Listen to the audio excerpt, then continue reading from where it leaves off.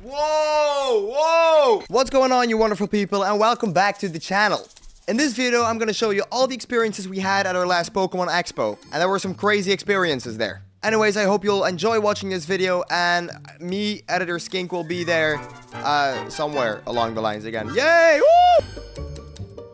Yo, what's going on, guys? Skink here. Steven here. And today we are back with another video about Pokemon Expos. The criticism that I've had on last video, besides that it was really well edited, which I know, was that only the event itself was only 1 minute 20 seconds. So we're gonna try to get more straight to the point here. If you wanna have a more detailed view on that, just let me know something in the comments and I can post that one separately.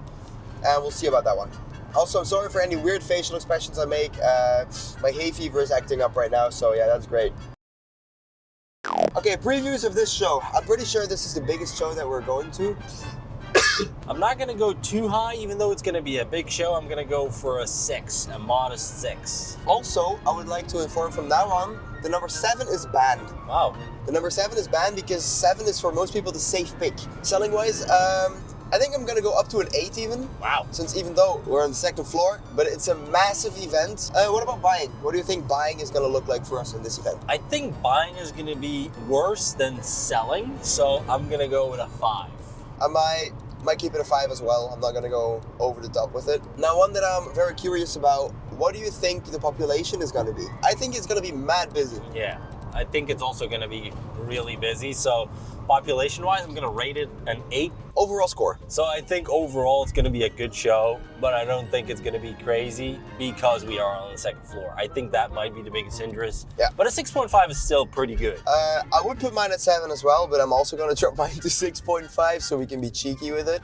I think if we were on the lower floor, I would have given it an 8. Maybe, yeah. I think so. Anyways, this was the preview. I hope you guys enjoyed the preview, and it wasn't as long as other previews were. But yeah, we'll see you guys on the show. Yeah, yo!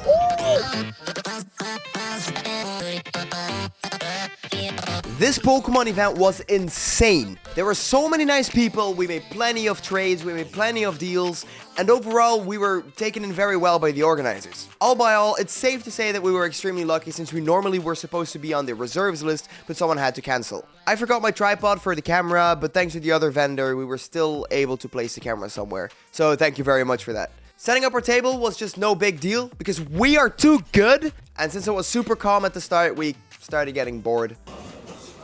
Hello. What's up, dude? Hello. I would like to buy your whole collection for €5. Okay, nice. Is that okay? No. Thank you. No. Thank you. Well, I must admit, it was a slow start. The first hour wasn't anything too crazy, and I was actually getting a little bit scared it was going to be the same as the last event we went to. Until an hour later, we've had like a few customers, and I messed up big time. €10 voor een playmat from the 151. So after he told me he wanted the 151 playmat, I asked him if he just wanted to pay, did he want to trade, or anything else, and he eventually decided to trade some cards. I was taking a quick look through his binder, but there were not really that many cards that I was personally interested in, until he showed me this card. Unfortunately, you can't see it really well on camera, but this is the card he was showing me. It's a Scarlet and Violet base set Gardevoir EX card, and it looks amazing. He said the price of this card was $40, which I believed. I also did check, and it was right, it was $40. But both he and I looked at the Italian card. This card was not $40, it was a bit higher than that. But since I didn't realize at the time, we made the deal and he went on his way. But I found it so weird that such a cool card was only $40. I couldn't wrap my head around it properly, so I double checked, and that's when I realized. 70 euro. And before you think I left all of that value alone, no, another vendor was keeping an eye on it for us. So to try to give him back the change, I had to still find him, but it didn't take very long, and then I did find him. So that was great. Ik heb gezien dat ik bij een verkeerde listing heb gekeken. Die staat duurder die kaart. Ik ga je die nog erbij geven, dan zitten we wel even. Een bezoeker. Holy shit. I almost made a fatal mistake. Oh, I felt so bad for him. What I noticed at recent events is that a lot of people that have a big stock always check their most expensive cards, which is normal, but they forget to check their lower value binders. And that means that those prices are not that accurate at all. Like, the market fluctuates really, really fast. So here and there's some crazy undervalued card in the binder that you could potentially buy and resell. Wij kunnen echt gewoon geld verdienen op luie vendors. En luiheid, ja. Allee, joh. Het is echt insane hoe luid dat mensen zijn. And in one of the binders of the lazy vendors, we found a Victini Black Bolt promo card for €7. Die Victini die ligt op andere plaatsen, heb ik die voor €14 zien liggen. Ik denk dat wij die voor 10 of 12 hebben. Mijn perceptie op promokaarten is echt veranderd, jong. In het begin was ik zo niet echt een grote promo-fan, maar nu begin ik echt wel de value van die promos te zien, jong. Mensen zoeken er echt naar, precies. Ja. Echt vet. Dat is Engels opgedraaid. Heb je dat ook? Nee. And if you're somewhat into Pokemon cards, you've probably already heard about the first partner collection sets that holds the 9 cards that look really nice together. And we had a customer that was really into those cards. So yeah, he was super passionate about them. Maybe a bit too passionate. It came off aggressively for some reason. But yeah, here's a clip. Ja. Goed, kijk, die allemaal nu.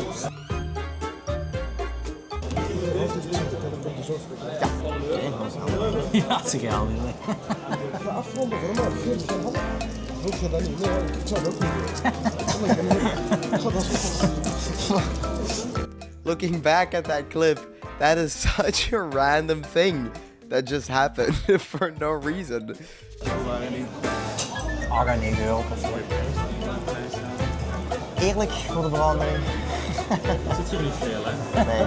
We hebben hier pas een SA8 Charizard gekocht van Obsidian Flames voor 95. Ik zag zijn andere boot voor 105 en zo liggen. Ja. Serieus? Now at some point a different kid came at our booth and he was pretty interested in the Temporal Forces Litten Art Rare card, which I really like. I really like that card and surprisingly low amount of people have been looking at that card. He wanted to make a trade for the Litten, but eventually there was not really any card that we were interested in, so we didn't make a deal and he just went on his way. And immediately right after someone wasn't interested in the Litten, someone else was interested in the Litten. So that was cool. These people traded us 3 cards of the first partner collection, and they are now the new owners of Litten. And I don't know how, but the same guy just spawned back at our booth to buy the cards right in front of the people that just sold them to us.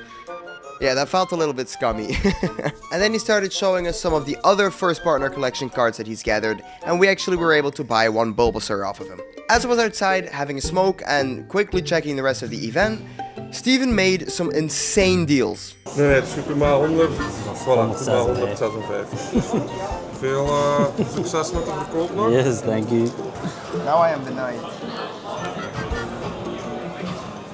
And of course, we made a whole lot of basic transactions. But overall, the whole event was a huge success, and I'm pretty sure it's safe to say that it shattered our expectations. This event was amazing.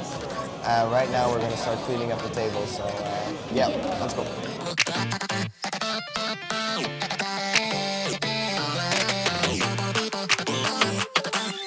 That audio, like the denoiser. We're back. Okay, I don't think I'm gonna put the mic there anymore. I'm gonna hold it from now on. Alright, so we voted on selling, buying, popularity, and overall. And we started off with selling. So what do you think now? No, you rated it a 6 and I rated it an 8. Yeah, I think I'm gonna have to bump to an 8 as well. I think 8 was actually spot on. This was an amazing show. 8 is solid. I'm gonna stick with my decision. It didn't sell unreal amounts, it was still realistic, but this was on like the high end. Yeah. And then we had buying wise, we both rated a 5. Damn. I don't know what we were thinking. Damn, honestly. dude. I wanna bump mine up to an 8.5. 8.5.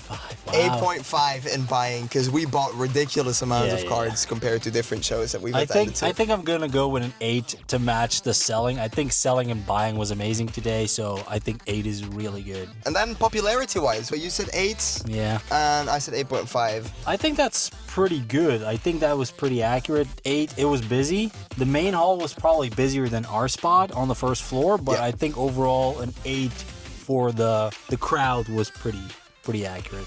Yeah, I'm gonna agree. I'm gonna stick with my 8.5 though. Overall score, I went with a 6.5, you went with a 6.5. We gotta eat the humble pie here today and probably crank that up as well.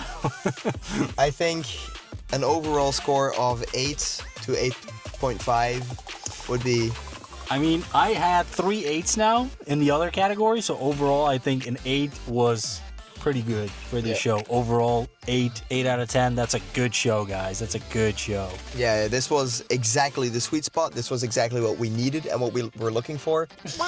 Wrap it up. Alrighty, anyways, guys, thank you so much for watching. Steven is gonna do the rest of the outro. Let's go. Bye.